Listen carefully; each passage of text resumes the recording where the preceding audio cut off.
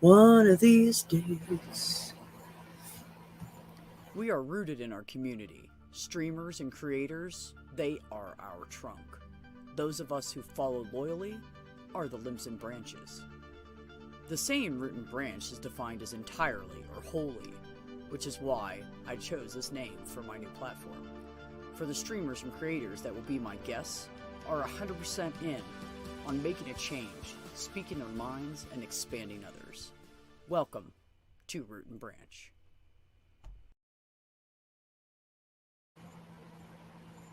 Well, hello, everybody. How are we tonight? My whole 5 people, my constants that always show up. Everybody else will be here in about 10. Don't worry. But if I started at 15 after, then everybody would show up at 6:30. Or whatever. You know what I mean? 15 minutes later. So if everybody's ready tonight, I'm gonna bring my first guest up. This is gonna be fun. I've been waiting 2 months. 2 months. 2 months to get this one on here. So this will be fun tonight. Miss Jenna. Hello. Finally, How are you? I am so happy. I'm so happy. I'm finally here. I finally, made it so where I can just be like, okay, work. I need to have this day, please. So I'm excited. Hi. All right. So you had a busy day at work, though? Busy, yes. When is it not busy? Life of a nurse. Yeah. What can you do? I'm so glad I picked this profession. And doctors think that they don't have a life, but nobody does. Yeah. That's why I work in an office. Go home. Come in at 8. Leave at 5. Come in at 8. I wish it was that easy. It's great. So, Miss Jenna, how I usually start these is I usually ask about people, how you grew up, your family dynamic, what was your family like, siblings, blah, blah, blah, whatever you feel like comfortable talking about. So, yeah. How I grew up. Well, I grew up Baptist Christian. I've been an atheist now for 2 years, officially. I think it's been 2 years in August. Dr. Ben! Sorry. I had a moment. Dr. Ben loves you. We agreed you're amazing. I need to catch up on his videos for sure, because I'm like, oh my God, finally a medical person I can relate to. It's been so long. I'm excited. Dr. Ben, I love Dr. Ben. He's great. I've only in a short time known Dr. Ben, 2 weeks. Anyway, sidetrack. Sorry. Hi, Dr. Ben. Hi. No, I did it. It was my fault. It's okay. It was totally intentional. Back on track. Focus. Yeah, okay. So growing up. Yes. I grew up Baptist Christian, just 2 years to this, I won't say date, but this month, been 2 years an atheist. I am closeted atheist. That means anyone outside of the online community does not know that I am an atheist. So I keep it hush hush for now, for many reasons. But yeah, just grew up kind of really sheltered, and a lot of my friends were of that faith and everything. So a lot of my understanding of the world was that everyone's Christian. Whoever is not Christian will make it there eventually. But I always loved science still. I always trusted in science and believed what I believed when I went to school. So I was never like that younger creationist or didn't understand evolution or anything like that. So all of what I attribute my knowledge of then and now, I associated that with faith. Like, oh, okay, God created all that. So, and it just kind of worked its way. But after many events and a catalyst that just thrusted me forward to just for several years up until 2 years ago, left me alone in my own head to kind of work all of that belief out and wanting to bounce back into it and bounce out. It's just a lot of the struggle I've faced by myself without ever talking to anyone. And so it was a benefit for me finding, this community, everyone in chat, our mutual friends, this being able to, explore all this stuff that I was feeling on my own and identifying what that meant and all that stuff. So that's the synopsis. Yeah. Yeah. So when you were growing up, brothers and sisters, were you around cousins and stuff, or? Yeah, I have an older sister. She's 3 years older. I have half siblings from my father's first marriage, but we have no real kind of relationship. So it really just my older sister. Okay, that's cool. Mm-hmm. Yeah, I just asked because I mean, not trying to be stereotypical, but like Hispanic and Black families usually grow up with everybody's around, so that's why I asked. Yeah, it's something we white people are stupid. We push our family away and throw them into nursing homes and shit. And, all right, you're old enough for that. Oh, it's terrible. Absolutely. Sometimes I hate being white. So did you do the typical like junior high school into college thing, or how did that all work out for you? Yeah, never homeschooled, public school all the way through. Typical elementary, junior high school, college, then, nursing school. I guess I am a nurse. Have been a nurse for about, 8 or 9 years. Currently working at So you started when you were like 17? I'm kidding. Yes, of course. That's how old I am. Yes, as a matter of fact, I did. See, I try to do feminine, it comes out gay man every time. Just not meant to do it. Anyways, oh, honey, just clutch my pearls. So did you originally go to college for nursing? No. Did you know what you... I really, at first I did. I wanted to actually be for a while an optometrist, but I can't get past fucking calculus. So I was like, well, screw that dream. I hate math. Fuck that high level math. Why did you just stop at 6th grade? I was fine. And then we started algebra, and then I was okay, and then I was no longer fine. Mm-hmm. Algebra 1, algebra 2. I was like, okay, this is cool. Advanced stuff after that, I was like, oh, okay, no. No, I couldn't even get to past algebra 1. Pre-algebra, I got, and then barely past that. Yeah, it was horrible. Yeah. So, what did you start to go to college for? I mean, besides optometry, what did you do after that? Did you go right to nursing? No, well, it wasn't. I didn't specifically go to college for optometry. That was my hope, because you have to do undergrad and various other things prior to getting in the actual school. So I just did basic undergrad. My background or degree is in biology with an emphasis in cognitive science and something else.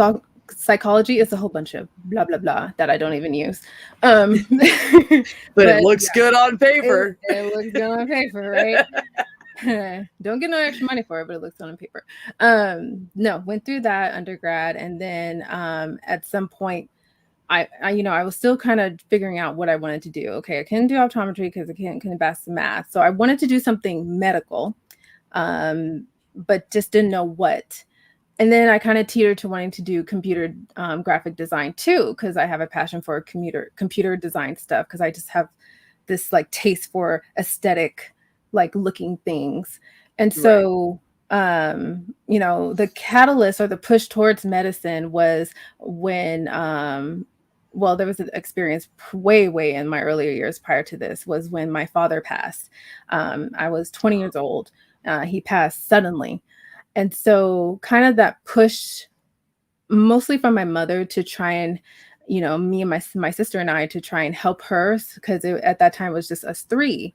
Luckily, the home that they had was paid off, but, managing, being a single parent, managing all that was tough. So in order to get myself to help all three of us, the fast track way was getting into nursing school than anything else. And nursing school took maybe slightly over a year. Became a licensed nurse, which I am still now. You had everything else behind you already. Right, so exactly. Nursing school was like that, right? Right, exactly. So, just teetered more to being a nurse, and that's it. That's I'm great. still going to school now, actually. And what capacities have you worked in as a nurse so far? Some more longer years than others.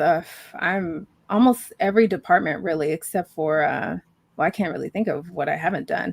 I've been in I've been in ER during my clinical stages, like before I actually became licensed, but officially I worked urgent care, I worked urology, I worked cardiology, primary care, cool. Infectious disease, which I wish I stayed in, because even despite now, it was just like the easiest and the most fascinating for me. Worked a lot with HIV/AIDS patients at that time. Oh wow, that would be awesome. Yeah, it was really good. I was digging in deep, and then I was let go weirdly. Nothing I did. Yeah. but it was this whole, hierarchy, whatever, Cutbacks, blah, blah, blah. shutdowns, blah, blah. Yeah. Yeah. Yeah. So Unfortunately, happens a lot. now I work for 3 years now, I work in health education, primarily dealing with weight management towards patients that are seeking bariatric surgery or weight loss surgery. So that's my Oh, okay. passion. And Cool. so as far as school, I'm moving towards getting my degree in health education to be a nurse educator and patient educator. So yeah, everything. Nice. That would be perfect for you. You totally have the personality for it. Yeah. Thank you. You do. Yeah. You listen well, you're kind, you care, and that's all you need to do. And anything in the medical field, you just have to care, be kind, listen. Exactly. You, it's so funny, the very little you see of that. That's what I know, right? Yeah, and Man. yeah, he wants to specialize in internal stuff and everything. Yeah, internal medicine. Yeah. But, and it's funny because we talk about that, and we were talking about how the different specialties or whatever, like the podiatrist, he knows feet, the hand guy, he knows hands and wrists, but if you're a family practitioner, you got to know a lot of shit to be able to take care of your patients properly. Yeah. And there's more puzzles every day. So that's Ben's totally up for that. And I know I see that though. And I didn't realize, I honestly thought family practitioners were just like, man, that's the person you go for your physicals. And, that's kind of all they do. But now that I work at an office and it's a whole different ball of wax, like I see everything. They bust their asses trying to keep up with all those patients. Yeah. More than anything. Like the only other more hard pressing department I've worked in is urology. Those doctors never freaking sleep because they're not only medical doctors, they're surgeons too. Yes, so they are. have these weird ass schedules and they have to, be on the clock all the time, and whatever type of OR time they get to do, whatever they do in OR, and then coming back to the clinic, I'm like, God damn. And that was a busy clinic. Yeah. So besides up to that, primary care or family practice, man, not only do doctors have to do everything beyond it, above and beyond, but even nurses work their butts off doing, all sorts of stuff too. And I don't miss it. I don't miss it. It's hard, especially now. It's tough. Yeah. No, I bet. Absolutely. Yeah. So you said you want to go. Is there any kind of a certain thing you want to teach, or is it a certain, is it weight loss management, or is it just advocating for the patients in general, or what exactly do you want to do in that? I mean, all encompassing, everything you pretty much said. My primary focus has just been, because that's just how my position is as of right now, with the assistance of referrals and managing the care of weight loss or potential weight loss participants. So providing their step-by-step guidance through the educational process before they make that lifestyle transition into surgery. Because that's very key. No one, you'd be surprised how demanding people are with trying to lose weight. Goddamn. But it's very key and important. I try to stress this as much as I can, that you know the knowledge of what you're getting yourself into. And there's so much, I guess you could say bite back, or, just frowned upon when people express that they want weight loss surgery, and they get oh, that's the easy way out. You're not trying hard enough. If you just eat less, exercise more, you'll lose the weight. It's not that simple. Not for everyone.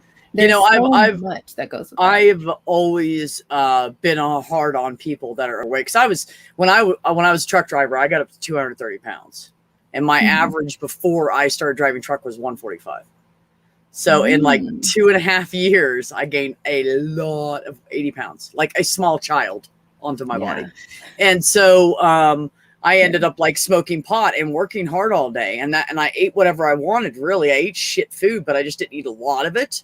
And I worked my ass off every day, and I was a painter, and I smoked a lot of pot. It increased my metabolism. I lost almost all of it, and then I'm at this I can't lose anymore thing, and so I kind of gave up with that. But what I don't like is, the only thing that really bugs me is people that just don't even try to change their diet or anything. You know, they just eat shit absolutely. food. They eat lots of it every single day. And then they're like, your seats aren't big enough for me. Well, fuck, dude. You know, really? Like you didn't even try to stop. And now all of a sudden you want people to feel bad for you because your knees are bad and your hips are bad. Like shit, you know? I mean, I'm only like 45 pounds overweight and I'm mad about it and I don't like it and I don't let myself get past it. So I just think that people forget, you know, like they just give up. And then I'm like, what? Don't give up. Fuck, man. You know, they should have a support system. They should have somebody they could talk to. So having somebody like you that they can go to and say, hey, I have these concerns. This is what's going on. This is how I feel. And I don't know where to start. And because that's what we get. We get patients, they call in and they need to go to the emergency room and they want to talk to the doctor first to find out what to do. And I'm like, well, your leg's cut off. So I would go to them, like, whatever it is. My son just puked up blood. Can I see the doctor? No, you take him to the ER. People just have no idea. And I never realized it because I grew up with a nurse as a mother. Like my aunt was an ER nurse for like 30 years, you know, like, so to me, the regular thinking I just derived from those conversations, those other people don't have that. So having a patient advocate and someone who could talk to them in layman's terms and listen to them is so fucking important. It really is. And I understand how, you know, it's all about being in a rush. It's all about trying to just get there. And I've been wanting to do this. You're blocking my way to it. Why do I have to go through these classes? Let me just talk to the surgeon. It's like, it's not everything in life is that simple. Right. And yes, I agree. In your earlier point, you have those that, you know, just for lack of a better phrase, can't put the fork down.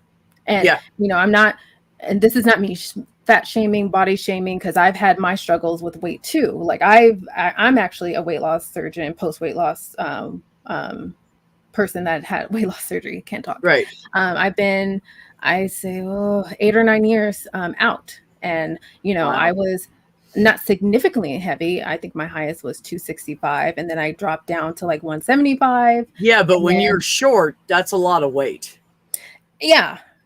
I mean, I was 230, but I'm only 5'6.5". So, you know, it's a big difference when you're 230 and you're 5 foot. I'm 5'11". No, I'm kidding. Whatever. I'm 5'4". Okay, I was going to give you 5'2", but okay, my bad. I'm only look short because I sit on the floor. Anyway. Yeah, I'm 5'6.5". You're the perfect height. I'm just saying. Yeah, you said you were into old white dudes. I'm going to take care of that. So, I'll holler at you in 2 years, see if you're still single. Oh, man. Probably will be. No. Oh, no, Jenna, you're amazing. You're amazing. But especially you'll find when one. Oh, I hope so. No, or maybe you won't. I don't know. I mean, it could happen. I'm just saying. But especially having that background and going through that experience too, and I can relate that to them. Because I look at them, it's like, you know, the classes aren't that hard. It's just you not necessarily sitting in the classroom, but now it's virtual, taking in that information, knowing, you know, what you need to make the changes now so that you'll be successful later, because you still will gain weight on this, you know, tool that is going to change your inside anatomy. Yeah, you still have to be cautious. Absolutely. You still definitely have to be cautious. You have to take vitamins every day. You have to watch what you eat. Your body will tell you like, oh, this food doesn't sit with me anymore, and you'll just puke it up or whatever the case may be. Oh, well, I'm not going to eat quesadillas anymore. I can tell you that. Right. It's definitely separating those that, you know, like I said, can't put the fork down and need that mental training first to adjust their habits if there's something that they want to do, versus someone that has a pre-existing kind of a medical condition that causes them to increase weight or dependent on the medication that they have to take on a lifelong or daily basis, keeps them at a certain weight, because that's a struggle too. There are certain medications that, you know, people have to take just to manage not only their health, but the unfortunate side effect is that they're gaining weight. So, you know, applying that teaching, because all of that comes with it through a program that my organization has.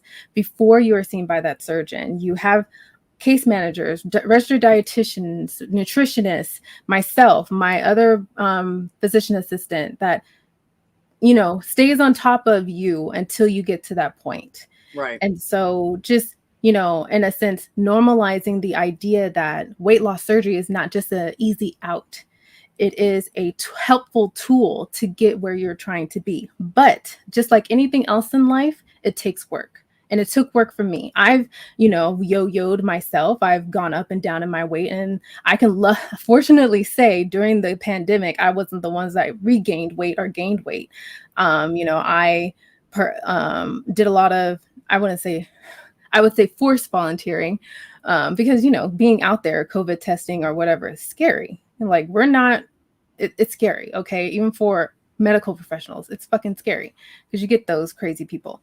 But I took advantage of those times where I had to do COVID testing through a drive-through through my organization. And I've stayed with it for like 2 or 3 months until my department had to officially go back into what we had to do. Yeah. And I was like, well, I'm gonna work my butt off 8, 9, 10 hours out in the sun under this light canopy and just hustle my ass off. And I lost weight during that, and I took advantage of that there forward. So getting yourself into the mindset and knowing this is what I want to do to manage myself is more beneficial than having someone forcing you to make that change. Yeah. Yeah. Absolutely. I mean, you have to, you got to want to, whatever it is. You gotta want it. College, or if it's advancing your career, or if it's whatever, you got to want to, or you're just going to sit there. Yeah. Right. So I just choose to sit here. No, seriously though. Thank you so much, Jenna. I'm going to toss you down in the basement and bring up the next guest. And this will be fun. The after party is going to be great with these two. I tell you what. Oh yeah. Here we go. Hello, Rowlin. How are you? I got cold, so I'm that's okay. You're allowed to be cold. I don't know what state you live in that's cold right now because everybody's having a heat wave. But so it's not the state; it's the fact that in my house the air conditioning vent is literally like right over there, and it's blowing down right on top of me. So I'm just they make these really cool things you can attach to that, and they just clip on to the vents, and it'll push the air away from where you're sitting.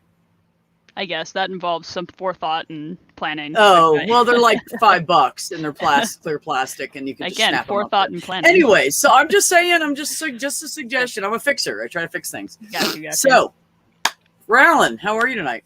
Pretty good. Enjoyed hearing your conversation with Jenna in the basement. Yeah. I made it nice and clean for her down there, so she'll have fun. Oh, I knew I saw you getting up and moving stuff when you got the blanket. I didn't realize it was a broom, but thank you. Yes, really bad at cleaning. Yeah. I need a cleaner. need somebody that's like, oh God, I can't stand this. I have to clean it. That's what my next girlfriend needs to be because I'm horrible. Makes sense. So let's start out the same place with you. Family dynamic, how you grew up, and talk about whatever you want. Yeah, so I actually grew up with like a dual religious household. My dad was Jewish and my mom was like Catholic, Christian, but like they were not pushy at all about religion. They weren't really big into it. I mean, we did the holidays, so we got to do Hanukkah and Christmas, so that was the perks. Yeah, my parents bonus. were still married. Yep. But like we like religion wasn't a huge thing. We didn't pray before meals. We didn't we went. So the way it worked before was when I was until I was maybe 7, 8 or so, I went to temple. And so I went to Hebrew school and tried to learn Hebrew and stuff like that. I did not take that seriously at all. All I did was draw Yu-Gi-Oh characters with the kid who sat behind me. I literally brought in a Game Boy Advance once and was playing it during class. The teacher took it and threw it under a table nearby, and the entire time me and the whole class is just looking at the Game Boy Advance wondering if it's still alive or not. It was, so it did survive, but that was how serious I took Hebrew school. But the issue that happened was that my mom didn't speak any Hebrew, didn't know how to write any of this stuff, and I would have that homework, and my dad would be away because he had a traveling job. So she'd be like, "This is pointless. I can't teach my kid anything." And I don't know the exact dynamic, but eventually I was taken out of temple and I was put into this weird fast track Catholicism class for people who weren't baptized originally. It's culture shock. Yeah. I mean, again, I did not take this seriously at all, and I did not care. Like the extent of this class was like me and like 5 other kids in the basement of the church, where one of the parents of the kids was trying to tell us about Jesus and the Bible and stuff, and none of us paid attention. We ran around the room, we drew things, we messed around, we probably talked about video games. You know, like that was the extent of our learning about Jesus and that. So, you know, I went through that, and when I was about like 10 or 11 or so, I got baptized, communioned, and confirmed all in one ceremony. So Wow. I was an adult in the church before like any other kid in my school was, because they all got like confirmed at 14 or whatever.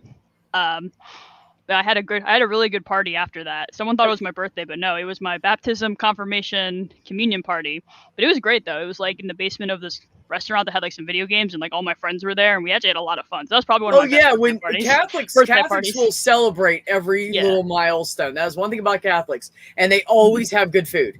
Any Catholic I know, there's always food for whatever party, and there's a lot of it, and too much. Yeah, but you know, it was good. But again, like I just did not care that much. Like I know tangentially I was a believer, because like, you know, we went to church, I would pray and think like, oh, this can't hurt anybody. I don't know how much it will do, but you know, hoping that somebody has a good life or whatever is not going to hurt anybody. So I journal. So back in like college stuff, I remember writing like, you know, God bless the people on 9/11, blah, blah, blah. Or I pray to God that I do okay on this test. And you like really just like passive stuff like that. But again, it like really did not mean anything to me. Like, and then it wasn't until I went to law school, and I don't know how I came across this person, but I came across the transformed wife, who is one of those like biblical womanhood people who are like, feminism is evil. Women shouldn't work. They should just be in the home, because if you don't, your kids will turn into evil Satanists, you know, that sort of thing. And I think Satanists. I read that. Yep. And so I like read that, and I thought, oh no, am I doing life wrong? Like, am I messing up? Am I gonna, you know, is God gonna be mad at me? Am I doing everything wrong, going to law school and trying to get a career and everything like that? And so I think I looked for like a transformed wife response, and that brought me to, I think, Jimmy Snow's. It was either Jimmy Snow or somebody else, but I eventually got to Jimmy Snow, and then through his channel ended up at the ACH, or the Atheist, the ACH channel, and just started like, you know, watching all of those, like watching like clip after clip and episode after episode, you know, listen to all the podcasts, and just kind of listening to it. Eventually I'm just like, yeah, this God stuff just doesn't make any sense. Like all these arguments and all this stuff. And so, you know, I just kind of dropped it, and it just wasn't an issue anymore. So it's, you know, it wasn't a big deal. It wasn't like I lost, you know, friends or anything. Like, you know, this stuff never really came up. So I just kind of was, you know, I was an atheist, but no one asked me, and it like never came up because it was never a big deal. Right. So were your parents together did they divorce after you were growing up, or what, during your childhood? Yeah, they divorced when I think I was like 9. So okay. And then, you know, same thing, like my dad was Jewish, and so he did, you know, the Jewish holidays, and we'd go over for those. He got remarried to a Jewish woman, and so, you know, now he's with someone who's Jewish in the faith. But yeah, that usually, you know, if faith's a big part of your life, it's hard to marry outside your faith because of stuff like that. It will cause problems, right? Well, the thing is like it, you know, I'm hearing some of the drama from their divorce from my mom's side, and I don't really hear much from my dad. Like I've heard there was some things where they like had conversations with us kids that were kind of a little bit like, you don't really need to have this conversation with us, but okay. And, you know, part of it he might have been getting pressured by like people in his family to be like, you know, why did you marry this non-Jewish person? And so now he's with someone who's Jewish. So I don't know, if he's happy, that's fine. Like he seems to be happy with this person. I'm not a huge fan of this person, but they're not evil. She's not evil. She's just got some quirks that I don't particularly like. Yeah. Hey, you know what the good news is? You don't have to live with her. Yeah. So that's good. Exactly. Yeah. That's always good. So you have no siblings? No, so I have a sister. I'm the oldest, and I have a younger brother who is 2 years younger than me, and then another sister who's 4 years younger than me. And my brother's autistic, so even though he's like 25 right now, or almost 25, he's, you know, got the brain of like a 7-year-old. Oh, okay. So he's severe. Yeah, I would say like moderate, because it's not like he's so bad that you can't like ask him questions, but you know, he loves the Paw Patrol. He'd never be able to take care of himself on his own. But like, you Right. know, sometimes my mom has to work and I'm away at work or something, so he's home alone and my mom's just like, you know, leaves out the food for him, and he knows to put it in the microwave and like make it and stuff like that. So it's not like but you know, he would need structure and people to check up on him and stuff like that. Yeah. And you can ask him basic questions. You might not get like a great response, but you'll get some sort of response. Yeah.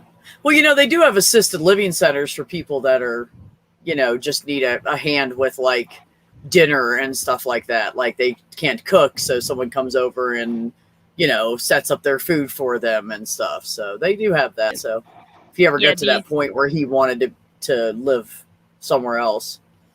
Yeah, the issue with that is, though, a lot of the assisted living places, they have kind of like an assortment of people who live there. And the one thing that my brother has had an issue with is he's this really big guy. Like, he's like 6'2", something, like 200, almost 300 pounds. Oh, shit. He's really big. And if he gets angry, you know, it's going to hurt. Oh, and one of the you ain't things stopping that dude.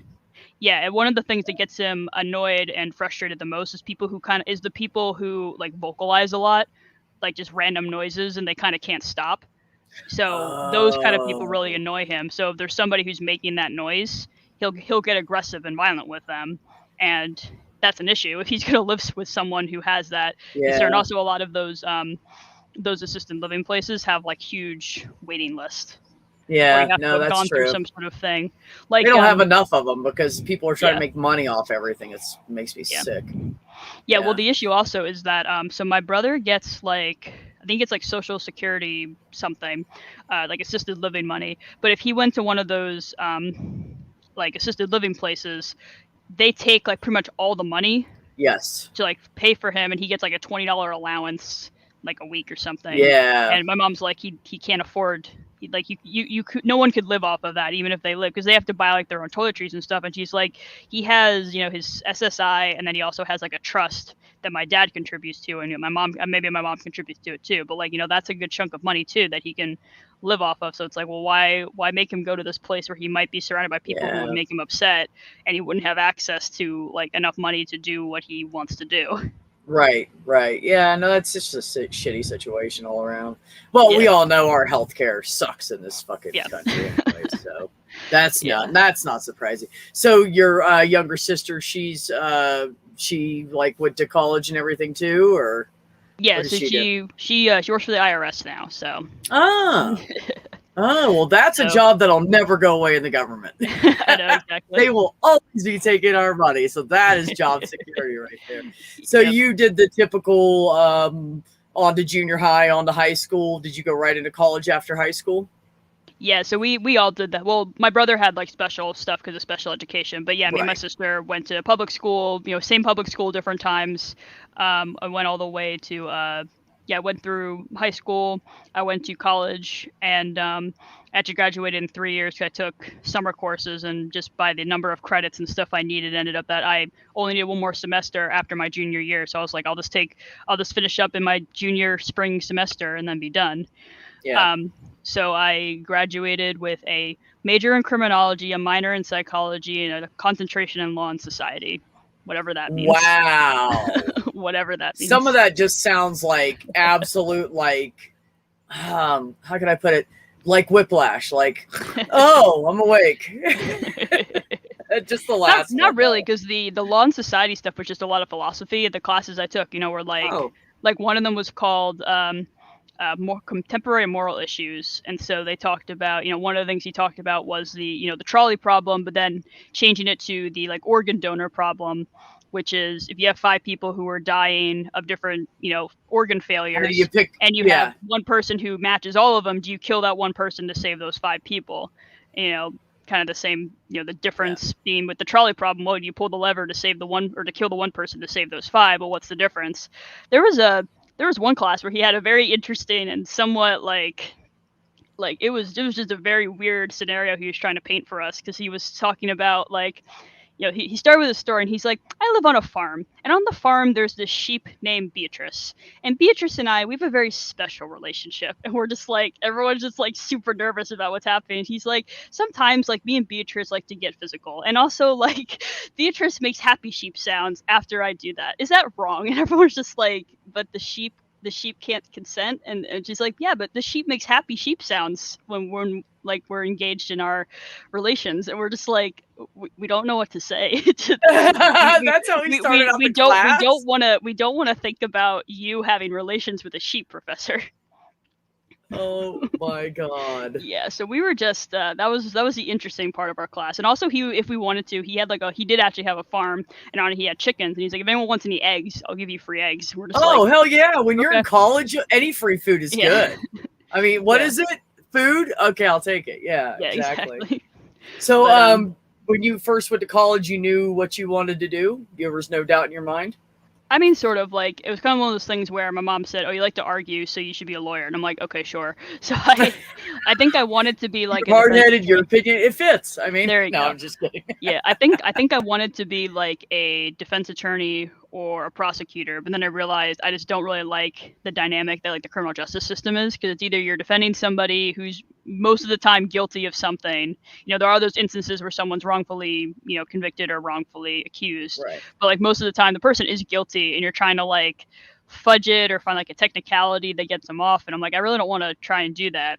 And there's like sometimes the prosecutors have kind of like the idea of we have to get this person no matter what, and you hear all these things about like prosecutorial misconduct, and like, well, I would never do that. You don't want to get pressured to have to do that and be like, I don't think this guy is guilty. Oh, we need to find somebody, and this person is just like close enough. And I'm like, I would not want to do that. I wouldn't want to be pressured to do that. Yeah, exactly. Like, it's horrible. Yeah.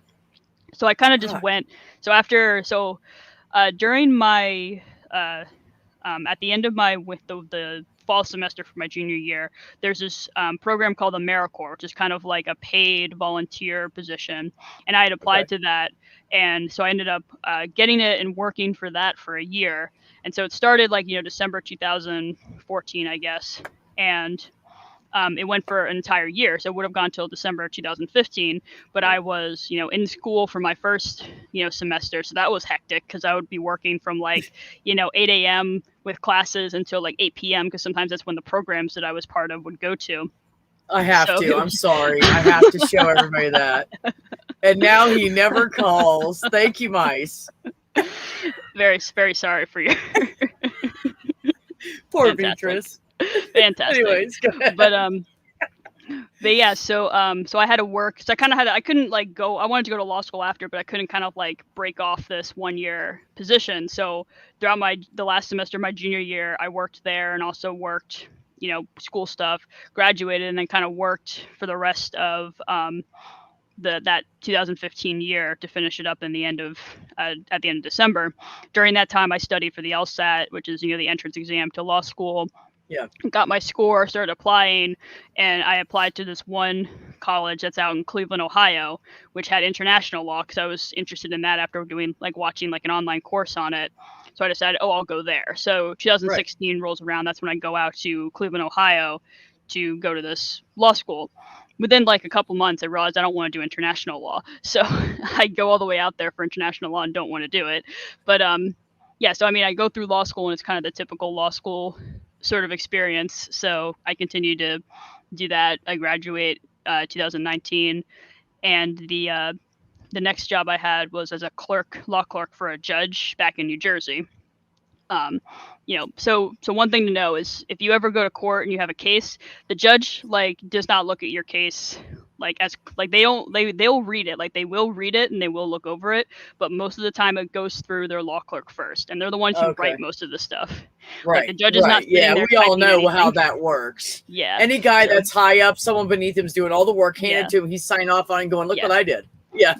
Exactly. Like I will say, my judge who I worked with, she read all the papers, she reviewed the cases. I would write something, she'd read it all, and then she would kind of like workshop it with me. But I did all the typing and everything.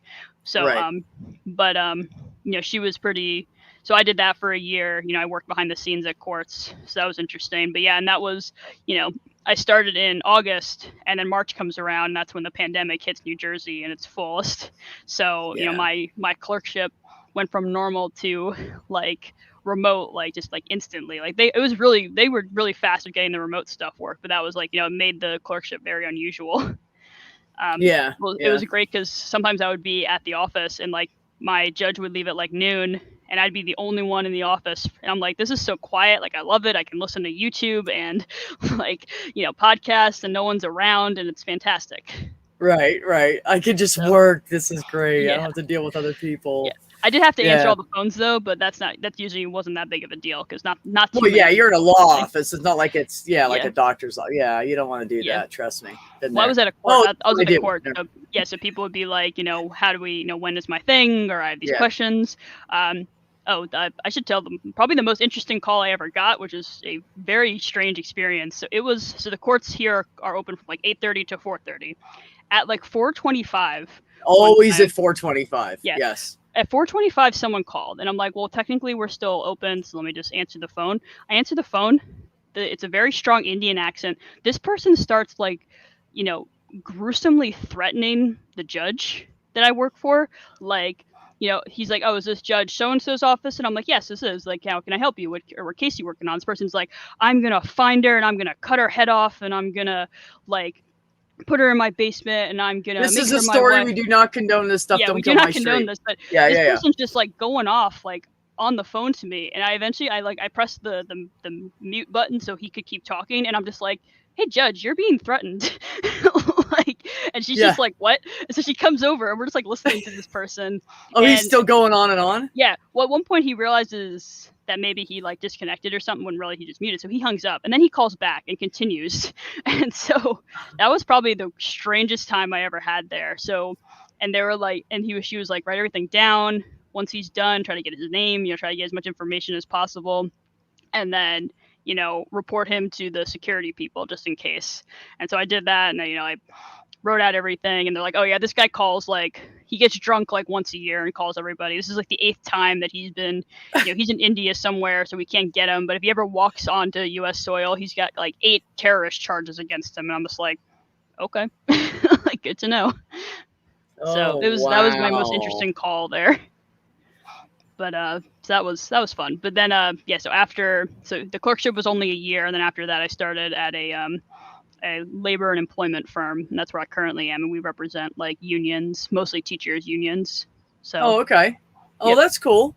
Mm-hmm. That's cool. That's a worthy cause that you can get behind, and you're not fucking anybody else over. Sometimes, but like with you and Jenna, we're kind of talking about with like people, not kind of taking responsibility for like their actions, and then kind of expecting people to kind of accommodate them. There's quite a lot of that with some of the employees that we handle. They'll be like, I don't deserve to get fired. The people are out to get me. And I'm like, dude, you punched your supervisor in the face because he told you to do something. I can't help you. Or like you cursed him out, or like you haven't showed up to work for like 3 months with no excuse, and they want to fire you now, and they're like, I don't deserve this. And they're always out to get them. There's always some grand conspiracy. They're always the perfect worker, blah blah blah. And I'm just like, okay, whatever you say, dude. Wow, dude. I can't even believe that you got that phone call. That's crazy. Yeah, it was interesting. Is there anything else you want to add on before we bring Jenna back up? I don't think so. I think that kind of covered everything. Yeah, like I didn't have any like sort of big, religious revelatory thing. No, I'm not here about religion. I'm not here about religion. I should have told you that. This is not about religion versus atheism. This is just, I'm just trying to get people to know each other so we can strengthen our community and broaden it. Yeah, I don't know, Rollin. Yeah, and Neil does plenty. Everybody, Rage, Skylar, everybody talks about religion and atheism. Yeah, that's not why I'm here. Like for you, it was something that both of you, it affected you growing up. So that's cool. But then there's people that are like, meh, didn't bother me. So then we just don't talk about religion. So yeah. No, the point is just to get to know you guys. And Ben, just hold on to that because I want in on that conversation. You guys are killing me. I was trying to pay attention to Rylan and read about patient issues, and I'm totally into medical shit. So, I got into a nerd chat. Ben's already got the after party link, so we're going to continue that. Just hang on. Time out. I want to be in on. I might not know shit, but I at least want to be able to focus and listen on it. So I was getting distracted. I'm like, no, don't read the chat, B. Pay attention. Rylan is speaking, and they are talking about medical stuff. I mean, I've always had a fascination with it. I wanted to be a surgical tech because I figured it was the one way I could get into an OR.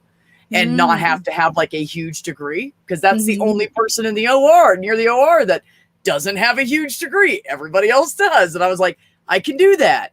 And then I happened to be watching some rural surgery videos with a friend of mine, and I was like, they cut into the person, and I felt my stomach like start hurting. And I was like, oh, fuck. What am I thinking? I'm empathic. I can't do this. I'm going to feel every single fucking cut. Oh, yeah. Nope, can't do that. So I gave up on that. Yeah, no, we know that you said that she's married and that Kevin Chaos said lucky guy and that you said no, lucky mouse. We know all about it. Tons of mice. We know what happened. Did you see that while you were up there, Jenna? I did. I did. I like see it in the StreamYard thing on the side, so I was just like, yeah, I just liked when Beatrice the sheep popped up. I didn't know who that was before. It was Vice. He does that. He's got all kinds of like fake accounts. He'll just go in and like change a name for whatever. He's got one for my brother. I'm pretty sure it's him, but he'll probably deny it. And it's Richard's Beard. He has his own channel. Yeah, my brother's Beard has its own channel. It's fun though. I love these guys. I love it when Mike shows up. He always gets me laughing. I just have to like not pay attention to him all the time. Like cover up and just look at the screen. Yeah. I'm so ADD. I'm like, I like it. There was one night, I swear to God, I was on a after party open panel kind of deal with a bunch of people, and we started talking about something, and I was just high enough that my brain was like moved forward into that direction of what we were talking about, and I had to like look something up, and I went down a rabbit hole. And like 20 minutes later, I closed the tab and I was like, oh, everybody's still talking in here. My panel was just going on without me. And I was just like, and they were like, right, B? And I was like, yeah, man. And what they talked about at all. It's like 20 minutes. I wasn't even present. I'm like, fuck, I can't do that anymore. Dang. So I've learned my lesson. I try to concentrate on you guys. That's probably Math Pig if you're not Richard's Beard. I think it's Math Pig.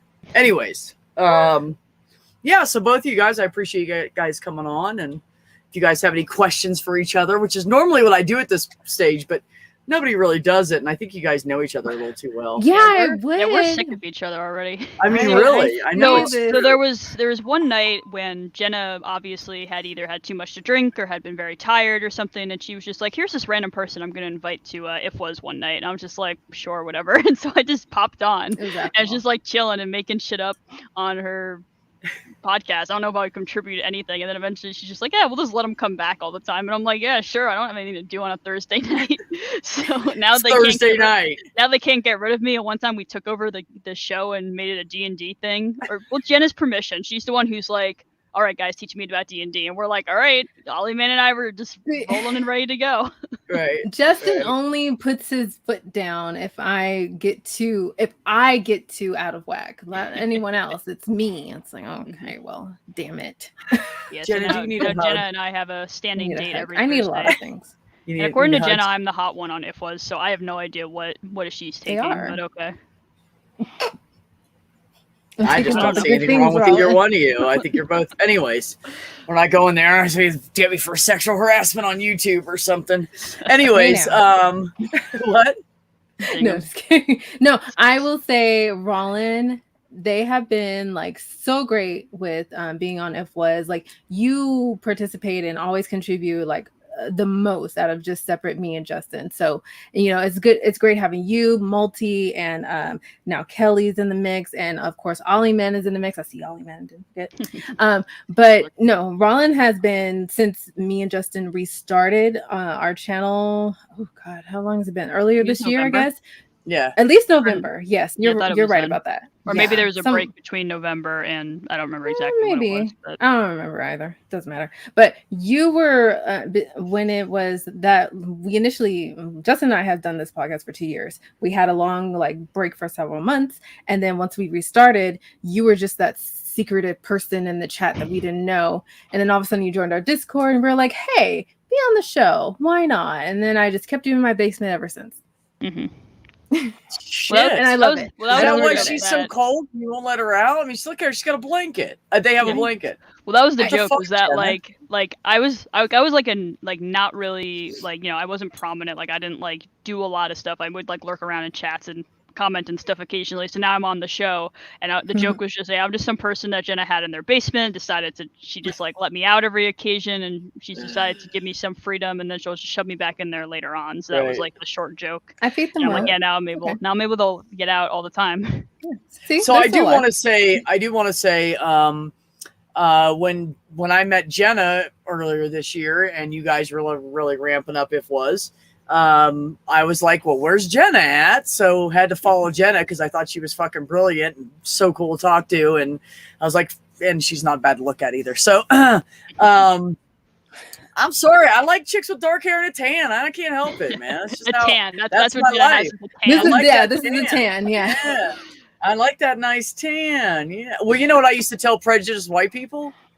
I'd say, you want to talk shit about black people, but you go to the damn tanning salon all the time trying to get as dark as them. Mm-hmm. So I think you're just jealous. And they tell me to fuck off and walk away. But anyways, it was fun to do it to them. I love coming up with shit like that. So then I started following, and I got to say that If Was is really great. You guys put out a good stream, and it's good content, and there's humor in there and knowledge and opinions of bullshit. It's pretty evened out, pretty good. We're trying. So anybody out there that's not subscribed to If It Was, you really should. It's a good program. You guys do a good job. Thank you. I know, and we've Seriously, drawn the attention of Otangelo. Seriously, undersubscribed. Oh yeah, I've had Otangelo on. Yeah, one time. I made him my buddy. No, I brought him on the panel, and I was like, "Come on up. We're not talking about religion or atheism, though." So he got up there, and then so Will was in there with me. Before Will hated me for I don't know why. But anyways, so Will was up there and he was like, "How you doing, Otangelo?" And Otangelo was like, "Good." And I was like, "Yeah, man." I said, "Anything new?" And he's like, "No." And Will's like, "So what kind of hobbies do you do?" And he's like, "Well, actually, I love sailboats and I'd like to live on one and just sail around." And I was like, "Well, that's interesting. See, that's something we didn't know about Otangelo." So he was up there and he talked to us for like 30 minutes and he was like, "All right, I have to go," with his little Dutch accent. And he left, and he's never come back and harassed me since. That's how I get rid of trolls. I make friends with them, and then they're like, well, there's no fun here. There's too much fun. There's not enough drama. They don't come back. So it worked out great for me, yeah. Hi, Marie. You try. Marie, you're in time for the after party almost. So we're going to all hop over there since the main part of this is done, and we'll just get over there early. Ox did put the link in the chat for anybody that's going to come over, which... Well, it's all of you because because you should. You don't want to miss this after party. It's gonna be banging. So everybody, come on over there. For those of you who can't make it, I just want to say thank you so much for showing up. Thank you, Rowland and Jetta, for showing up and doing this with me. And we're gonna go have some more fun. So those of you who aren't coming, take care of yourselves, take care of one another, and have some peace in your life.